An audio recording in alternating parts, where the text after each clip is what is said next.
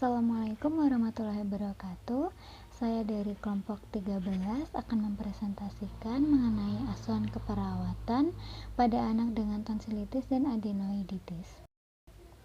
Baik, berikut anggota kelompok kami. Yang pertama ada Hilda Hanifah, kedua Julianti, ketiga Kurnia Ardi, keempat Melani Kusumawati, kelima yaitu saya, Miani Solyudia, dan yang keenam ada Muhbagus. Baik, berikut merupakan konten yang akan kami presentasikan. Baik, yang pertama yaitu pendahuluan.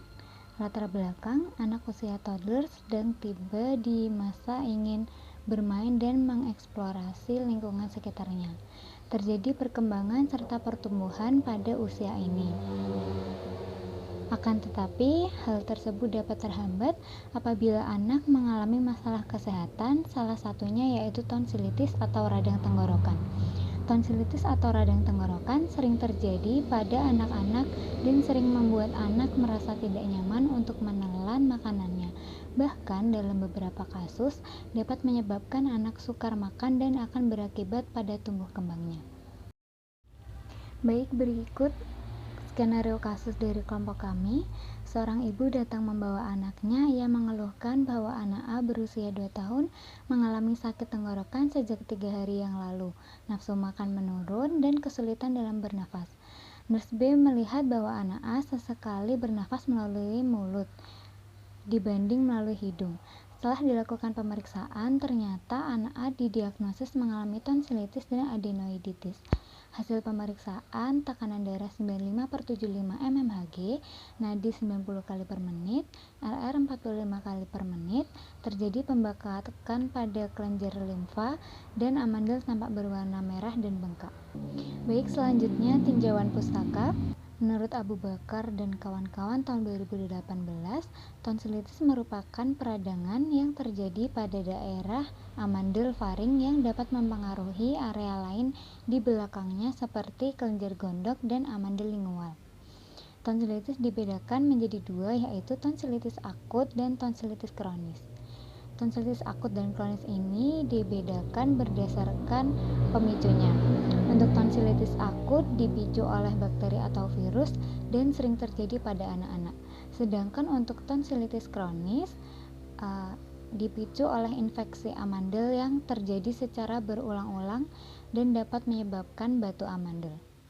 Gejala umum tonsilitis yaitu yang pertama demam, kedua rasa sakit pada daerah tenggorokan, dan yang ketiga pembengkakan pada kelenjar getah bening.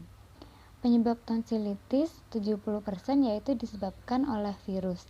Virus tersebut seperti adenovirus, virus influenza, virus parainfluenza, enterovirus, dan mycoplasma.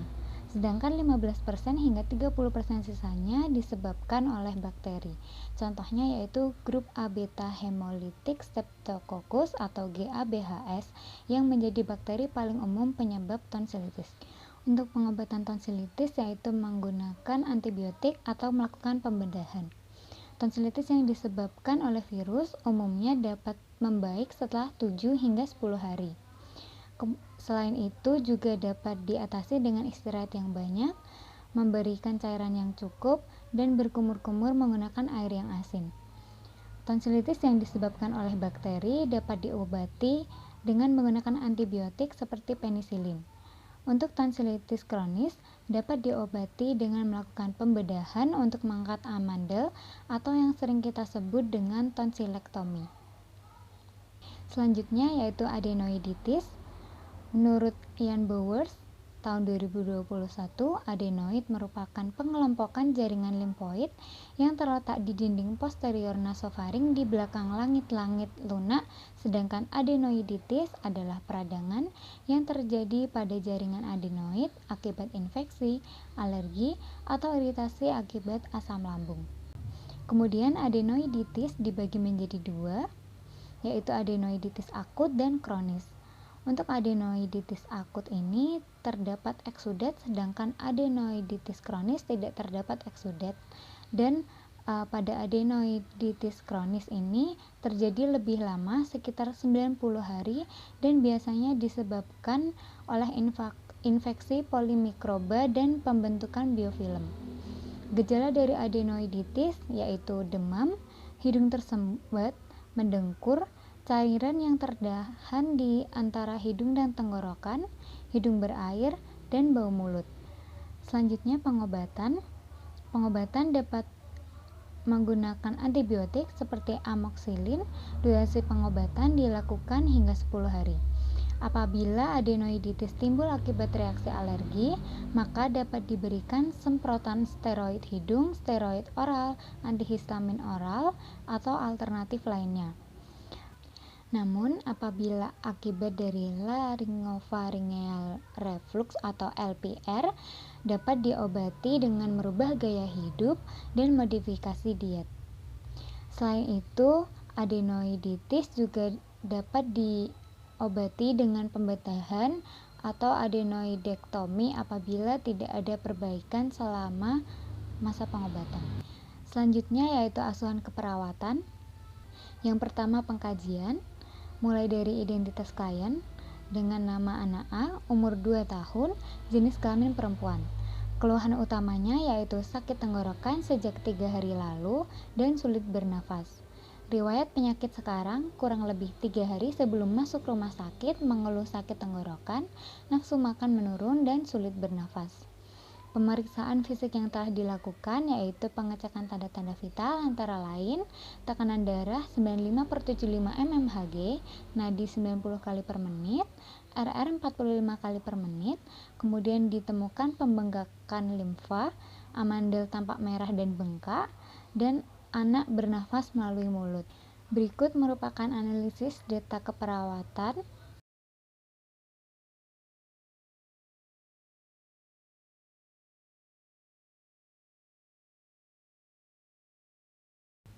Baik, berikut ada asuhan keperawatan. Kelompok kami menegakkan 3 diagnosis. Yang pertama yaitu gangguan menelan, berhubungan dengan masalah perilaku makan dan ditandai dengan abnormalitas pada fase faring, pada pemeriksaan menelan, kesulitan menelan, dan menolak makan. Outcome yang kami tuliskan yaitu status menelan fase faringeal dalam 3 kali 24 jam gangguan menelan dapat teratasi dengan kriteria penerimaan makanan ditingkatkan dari skala 3 ke 4, hasil temuan proses menelan fase faringeal ditingkatkan dari skala 3 ke skala 4, tidak nyaman menelan ditingkatkan dari skala 2 ke 3.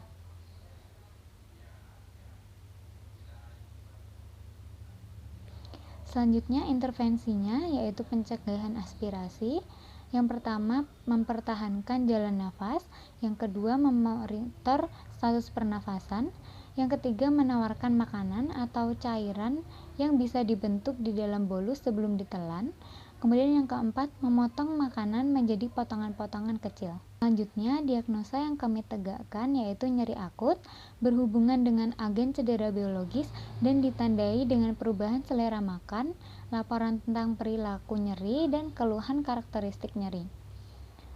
Kemudian outcome-nya tingkat nyeri dalam 3 kali 24 jam nyeri akut dan efek yang mengganggu dapat teratasi dengan kriteria nyeri yang dilaporkan ditingkatkan dari skala 3 ke 4, kehilangan nafsu makan ditingkatkan dari skala 3 ke 4, frekuensi pernafasan ditingkatkan dari skala 3 ke 4, ketidaknyamanan ditingkatkan dari skala 3 ke 4. Kemudian untuk intervensinya yaitu manajemen nyeri.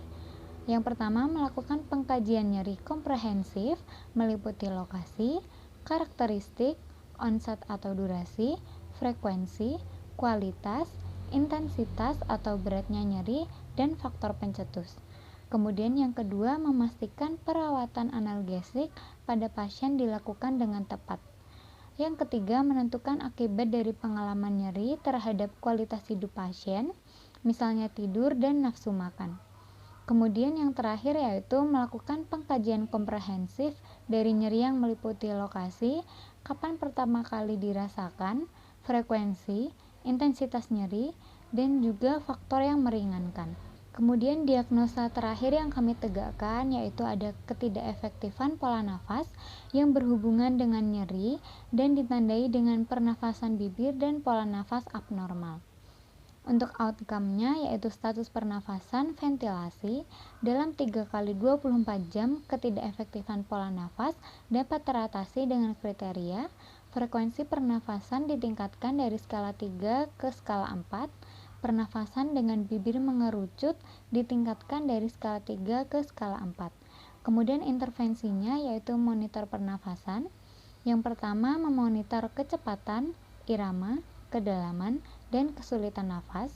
Yang kedua memonitor pola nafas, misal tachypnea, hiperventilasi, dan apneustik. Kemudian yang ketiga memonitor hasil pemeriksaan ventilasi mekanik, catat peningkatan tekanan inspirasi dan penurunan volume tidal. Kemudian yang terakhir yaitu memantau sekresi pernafasan. Yang keempat yaitu kesimpulan. Asuhan keperawatan pada anak dengan tonsilitis dan adenoiditis meliputi pengkajian, analisa data, dan rencana asuhan keperawatan berupa diagnosa keperawatan, outcome, dan intervensi. Hasil pengkajian yang didapatkan yaitu anak A mengalami sakit tenggorokan sejak 3 hari yang lalu, nafsu makan menurun, dan mengalami susah bernafas sehingga anak A bernafas melalui mulut. Diagnosa yang ditegakkan kepada anak A yaitu gangguan menelan berhubungan dengan masalah perilaku makan dan ditandai dengan abnormalitas pada fase faring, pada pemeriksaan menelan, kesulitan menelan, dan menolak makan. Selain itu juga menegakkan diagnosa nyeri akut berhubungan dengan agen cedera biologis dan ditandai dengan perubahan selera makan, laporan tentang perilaku nyeri, dan keluhan karakteristik nyeri. Untuk kesulitan bernafas, diagnosa yang ditegakkan yaitu ketidakefektifan pola nafas yang berhubungan dengan nyeri dan ditandai dengan pernafasan bibir dan pola nafas abnormal. Outcome yang direncanakan setelah dilakukan dalam 3 kali 24 jam yaitu gangguan menelan dapat teratasi dengan baik, tingkat nyeri menurun, dan pola nafas kembali normal. Intervensi keperawatan yang direncanakan pada pasien antara lain pencegahan aspirasi, manajemen nyeri, dan monitor pernafasan. Baik, berikut daftar pustaka.